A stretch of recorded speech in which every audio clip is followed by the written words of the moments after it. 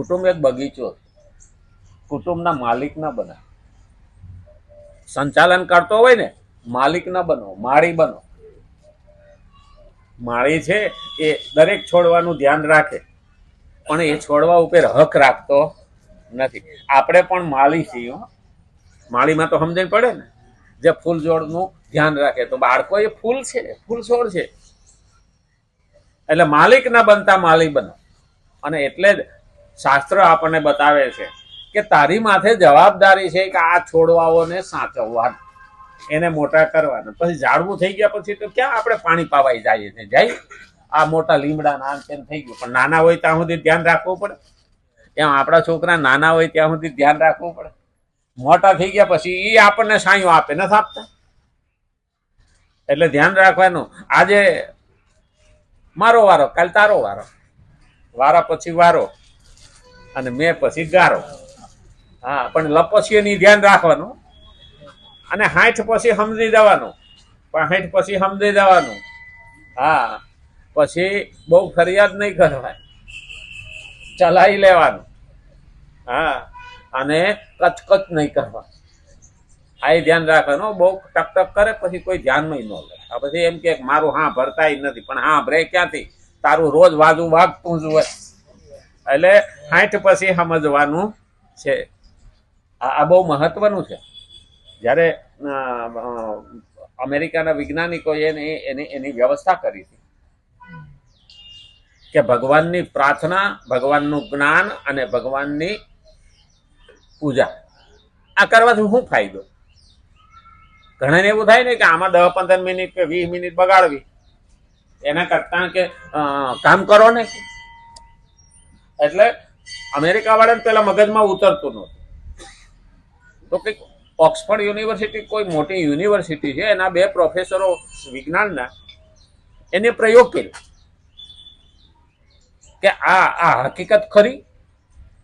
એટલે એની 4 વર્ષથી 12 વર્ષના બાળકોને 1000 લીધા, અને 12 વર્ષથી 22 વર્ષના યુવાનોને લીધા, અને 22 વર્ષથી 60 વર્ષના લોકોને લીધા, અને 60 વર્ષથી 98 વર્ષની ઉંમર સુધીના લીધા.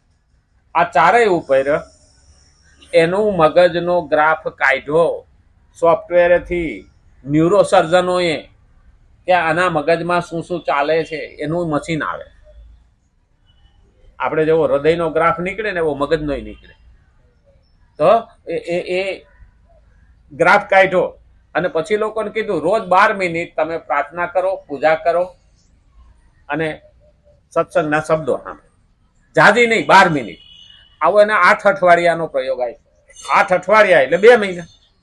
હવે 2 મહિના પ્રયોગ કર્યા પછી એ લોકોને પૂછ્યું, 4 વર્ષથી 12 વર્ષના બાળકોને પૂછ્યું, તો એનો મેમરી પાવર 25% વધી ગયો. મેમરી પાવર એટલે યાદ શક્તિ 25% વધી ગઈ જે હતી એના. એ લોકોનો ગ્રાફ પાછો કાઢ્યો અને સોફ્ટવેરથી. તો 22 વર્ષથી 12 થી 22 વર્ષના હતા, એને આત્મવિશ્વાસ વધ્યો. જે ભણતા હતા, જે કંઈક કરવા માંગતા હતા. અને 22 વર્ષથી 60 વર્ષ સુધીના ને સહનશીલતા, ઉમંગ અને સાહસ આ વધ્યું 25%. અને 60 વર્ષથી 98 વર્ષ સુધીના ને પોતાના રોગોને દૂર કરવાની અને પોતાની અંદર આત્મવિશ્વાસ વધારવાની, ફરિયાદ કરવાની નહીં, આ આત્મવિશ્વાસ વધ્યો. નહીતર શું છે, બુઢાપામાં ફરિયાદ કરવાની, રોતા રહેવાની. આ 2 છે. ફરિયાદ કરતા કરે અને ખોટી નાહકની ચિંતા કર્યા કરે. આ જયારે 25% ફેરફાર થયો ત્યારે એ લોકોએ ગ્રંથ લખ્યો અને બધાને કહી દીધું કે સવારે ને સાંજે પ્રભુની પ્રાર્થના કરવાની.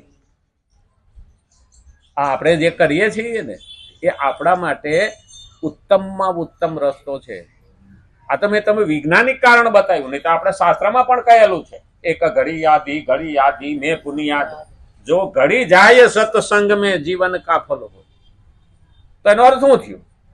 આપણે અહીંયા ભગવાનમાં જોડાયેલા રહીએ છીએ. ઘણી વખત આપણે એટલા બધા લીન થઈ ગયા હોઈએ છીએ ને ટાઈમ થઈ ગયો ખબર પડતી નથી. આ એનું પરિણામ છે. માણસ એમ કોઈ કહેતા હોય આપણે ગલ્લે ઊભી નહીં 1.5-2 કલાક નથી ગપાટા મારતા, ઓટલે બેહીને ગપાટા નહીં મારતા, તો 1 કલાક ભગવાનમાં ઓતપ્રોત રહીએ તેમાં શું આપણું ઘાઈ જવાનું? 24 કલાક તો આપણને નહીં મળે, 24 કલાક યુવાનો નહીં મળે, 24 કલાક હરામખોર નહીં મળે. 1 કલાક ક્યાં વાપરવો ને એ આપણા ભગવાને કીધું છે, કલાક વાપરવો ક્યાં તારે? પણ આપણને કે ના ના મને યાદ નથી રહેતું એટલે હું કાંઈ સાંભળવા જાઉં નહીં. અરે તને યાદ ન રહેતું હોય તો 10 વર્ષ પહેલા જે તારી હારે ઘટના બની હતી એની વાત કરીએ તો તરત મને ટાઇફોઇડ થયો તો આ 10 દાડા હુરાઈ રાખ્યો તો ડોક્ટર, ફલાની હોસ્પિટલમાં દાખલ થયો તો એ યાદ આવ્યું ક્યાંથી? એટલે આપણી ફરિયાદ તો ખોટી જ છે, આપણે ન કરવાના બહાના છે. નહીં ઘણા અમે કહીએ ને, અરે યાર કે હા બીડી નો પીવું ને તો સવારમાં કે લોટે જવાનું બંધ થઈ જાય. મેં કીધું જૈનમાં ત્યારે બીડી પીતો પીતો આવ્યો તો નથી મૂકવું એનું બહાનું છે, બાકી કઈ વાંધો આવતો નથી. અને એટલે જ કીધું તું કે કેમ કે અગાઉ કર્મ કરવાનો સ્વભાવ પડી ગયેલો હોય છે, આવું અંતર પણ ક્યાંક ક્યાંક હોય છે. જયારે કર્મયોગીને કર્મ કરવાનો સ્વભાવ જ પડી જાય, મને કોઈનું સારું કર્યા વિના હાલતું નથી, આ સ્વભાવ બની જાય. ભક્તિ કરવા માંડીએ ને એટલે ભક્તિ છે ને એ પણ સ્વભાવ બની જાય. અને જયારે એ સ્વભાવ બને ને તો ચા વિના હાલે, પણ આપણે ભગવાન પાસે ગયા વિના હાલે નહીં. આપણે જે દિવસે મંદિરે દર્શન ના કરીએ અથવા સાંભળીએ તે દિવસે આપણને સુસ્તી લાગે, કેમ? બેચેની લાગે. આનો મતલબ અંદર ભગવાનને આપણે આત્મા જોડાઈ ગયો છે, અને તે દિવસે મને જો ન મળે તો આપણો આત્મા બેચેન બને. એટલે માની લેવાનું કે મારે ભગવાનને તાંતણો એક થયો છે. હા ભાઈ, ફોન લાગે તો ઘંટડી વાગે, અને આ ઘંટડી તરત અહીં વાગે, 9:30 થાય ને એટલે અહીં ઘંટડી વાગે, ત્યારે સમજી લેવાનું કે આપણો નેટવર્ક ચાલુ છે. હા, પછી ભલે આપણે વ્યવહારમાં હોય, આમાં હોય, મજબૂરી હોય, ના આવી શકીએ એ વાત અલગ છે, પણ એક ટાઈમ થાય ને જયારે આપણને યાદ આવે ને ત્યારે માની લેવાનું કે આપણે ભગવાનને નેટવર્ક જોડાઈ ગયું છે. અને ત્યાં તો બેટરી જો પાવરફુલ છે. પછી આપણું નેટવર્ક છે ને એન્ટેના, આ ચોટલી એન્ટેના છે. હા, બેનો ને ચોટલો હોય એટલે ઉપાધિ નહીં. હા, આપણે વળી આ વાળ અમુક તો બધા હાવ ટોલું કરાવી નાખે, અમારે વળી ચોટલી હોય થોડા દાદી, ચોટલી રાખવી જોઈએ. હા, એન્ટેના ઉભું રહે. આપણે પેલા એન્ટેના વાળા ટીવી હતા ને, હા, એક સાપરે સડે એન્ટેના ફેરવે, એક પાછો ફરિયામ ઉભો રહે અને એક ટીવી માં ઉભો રહે. એટલે એ તો મજા હતી. બોલો આમ ફેરવે, ઉભો રહી કે ચાલુ થયું એટલે કે આમ થયું. 3 જણા જોતા હો, એન્ટેના હોય ને 3 જણા જોઈએ, એક ઉપર હોય, એક ફળિયામાં હોય ને એક અંદર હોય. એમાંથી આપણે પસાર થયા હતા. અટાણે તો હવે બધી ડીશો આવી ગયું છે. હા, અને ચેનલો આવી ગઈ છે એટલે અટાણે એવી જરૂર નથી પડતી, પણ આપણે એમાંથી પસાર થયેલા છીએ. અને એ મજા હતી. લાઈટ તો નહોતી પેલા, લાઈટ આવી ને ત્યાં કઈ આખો દાડો રહેતી.